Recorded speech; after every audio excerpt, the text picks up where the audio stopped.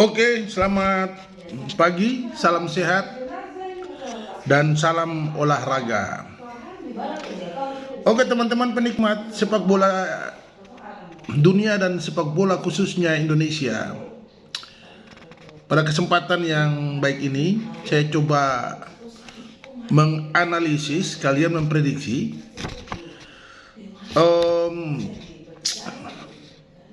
perjalanan 16 besar menuju kepada partai puncak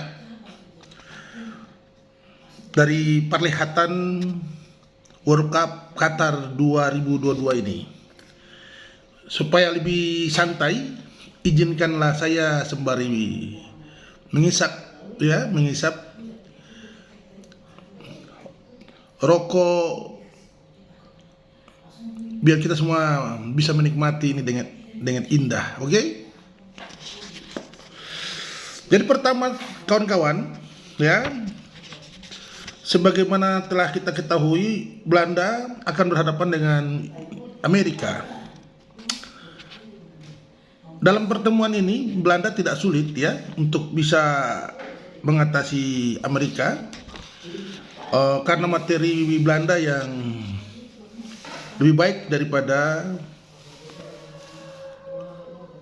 Amerika, sehingga buat Belanda ini bukan hal yang sulit, walaupun ada perlawanan yang cukup ketat juga dari Amerika Serikat. Kemudian untuk pertandingan selanjutnya Argentina berhadapan dengan Australia. Ini lebih mudah lagi bagi Argentina karena mental juaranya anak-anak Albi Celeste ini sudah sangat kelihatan. Itu bisa terlihat saat bagaimana setelah mereka dikalahkan Saudi Arabia, mereka bisa bangkit dan mengatasi Polandia serta Meksiko, dan itu dua negara yang tidak bisa dianggap enteng.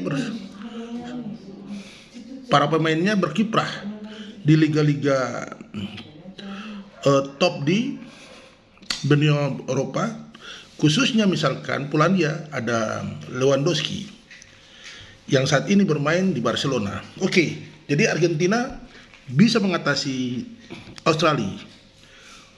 Kemudian Jepang dengan bermodal mengalahkan Spanyol dan Jerman, dia tidak mudah untuk mengalahkan Kroasia. Namun ya, tadi karena kepercayaan dirinya maka dia mampu mengatasi Kroasia. Selanjutnya pertandingan antara Brasil dan Ghana. Menurut saya Brasil bisalah ya mengatasi Ghana, walaupun ya Ghana sendiri dengan karakter orang-orang Afrika ngotot, bermain dengan speed yang cukup tinggi, pressure yang ketat, tapi bisalah diatasi sama Brasil. Jadi untuk skema ini Belanda akan berhadapan dengan Argentina di 8 besar. Terus Jepang versus Brasil. Nah, tentunya secara objektif juga saya harus sampaikan bahwa Belanda tidak bisa mengalahkan Argentina. Terlalu banyak faktor yang menjadikan Belanda kesulitan saat hadapan dengan Argentina sekarang ya. Artinya kalau mungkin dalam perjalanannya pertemuan antara Argentina dengan Belanda itu lebih banyak dimenangkan oleh Belanda itu di zaman-zaman sebelumnya, tapi untuk posisi hari ini dengan materi-materi yang cukup komplit dari pemain-pemain Argentina, ini sulit sekali Belanda untuk bisa mengalahkan. Dan Argentina sendiri bermodalkan juara Amerika Latin dan event yang lain ya diperlihatkan juga mental juaranya sejak saat dia bisa move on dari kekalahan saat ditumbangi oleh Saudi Arabia. Itu juga menjadi modal dasar, dengan mudah dia mengalahkan Belanda. Kemudian Jepang akan diatasi oleh Brasil. Ya, ini menjadi satu prestasi yang baik juga buat Jepang yang mewakili Asia berada di level 8 besar. Jadi Argentina akan berhadapan dengan Brasil di semifinal, kawan-kawan. Nah, untuk skema lain, Inggris dia akan berhadapan dengan Senegal. Inggris dengan kompetisi mereka yang berlevel tinggi itu mampu menempa pemain-pemainnya dengan mental yang cukup baik, sehingga tidak mudah bagi mereka atau tidak sulit ya untuk mereka mau mengatasi Senegal. Apalagi Senegal ya tidak diperkuat dengan oleh si Mane sebagai striker andalan mereka. Ini kesulitan untuk mengalahkan tim besar seperti Inggris, kawan-kawan. Kemudian pertandingan lain adalah Prancis dan Polandia. Cukup merata dan materi dari Prancis sehingga dia tidak mudah mengatasi Polandia. Mulai dari pemain belakang, kiper terutama yang cukup pengalaman, terus pemain-pemain bertahannya yang sudah juga berpengalaman dalam kompetisi klubnya. Dan kedua, materi gelandang cukup baik dan striker mereka yang sedang berada pada level puncaknya, yaitu Mbappe. Ya, sehingga mereka tidak mudah mengatasi Polandia. Nah, kemudian Spanyol dan Maroko. Tentu Spanyol hari ini yang dipenuhi oleh pemain-pemain muda dan telah terlihat bagaimana bermain tiki-takanya. Mereka mampulah mengatasi Maroko yang juga sama dengan Ghana, permainan dengan kecepatan, bertenaga ya, ngotot, namun sulit bagi mereka untuk bisa mengatasi Spanyol. Nah, satu tempat lagi untuk posisi ini ya berada di Portugal yang mampu mengatasi perjuangan solidnya Swiss. Portugal jauh lebih baik kesiapan mentalnya, dan dengan bermaterikan juga pemain-pemain yang bagus, mereka mampu mengatasi Swiss. Jadi untuk bagan ini akan mempertemukan semifinal Prancis versus Spanyol, kawan. Nah, ini sebenarnya berat nih. Apakah Prancis mau Spanyol? Masing-masing punya kelebihan. Spanyol dengan tiki-taka, Prancis dengan speed permainan kolektivitas tim, tapi tidak rapat, cuma cepat langsung mengarah ke gawang dan mengandalkan kecepatan dari Mbappe, Dembele, dan striker berpengalaman seperti Karim Benzema, masih ada Oliver Giroud ya. Nah, itu mereka menurut saya bisa mengatasi Spanyol.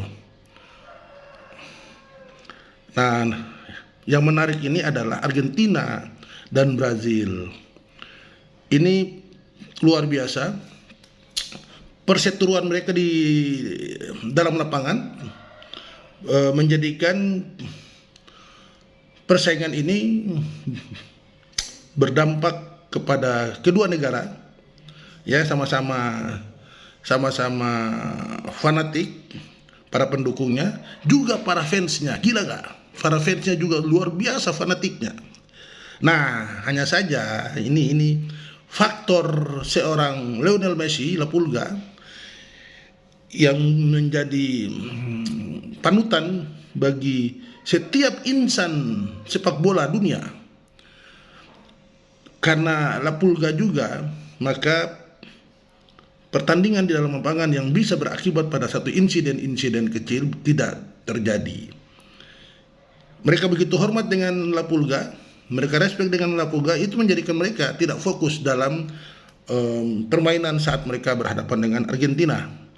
Nah, sehingga partai Argentina versus Brasil dimenangkan oleh Argentina. Ini tidak subjektif ya kawan-kawan, ini menurut saya objektif banget, karena memang yang kedua keberuntungan.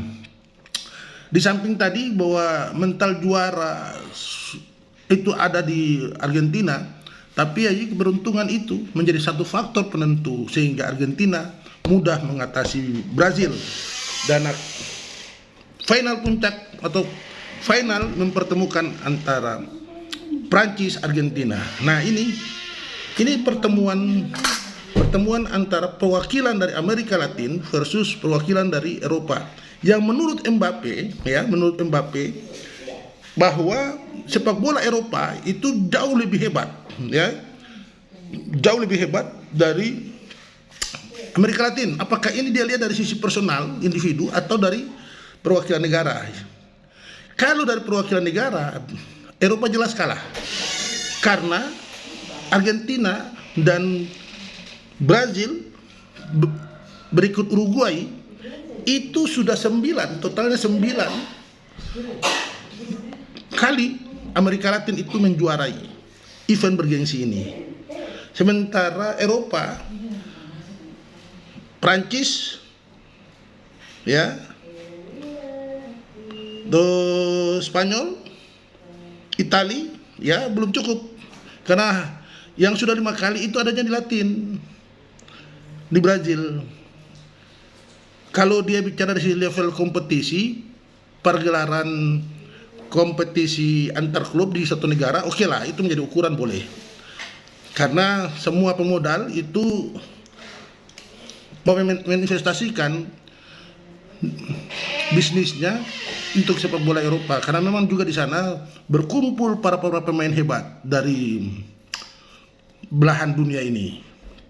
Oke kawan-kawan, jadi ini objektif, saya yakin bahwa yang menjuarai event ini adalah Argentina. Jadi bukan karena saya pendukung atau fans Argentina, tapi buat saya Argentina lebih layak. Famos Argentina, sorry kawan-kawan. Ini bukan sekedar hanya pendapat atau saya, tapi analisis saya yang objektif. Jadi harus teman-teman bisa memahaminya. Demikian, terima kasih. Salam olahraga. Kita setelah Argentina menjuarai event ini, kita kembali ke tim nasional Indonesia yang akan berhadapan dengan Malaysia dan Vietnam, juga Thailand. Terima kasih, selamat siang.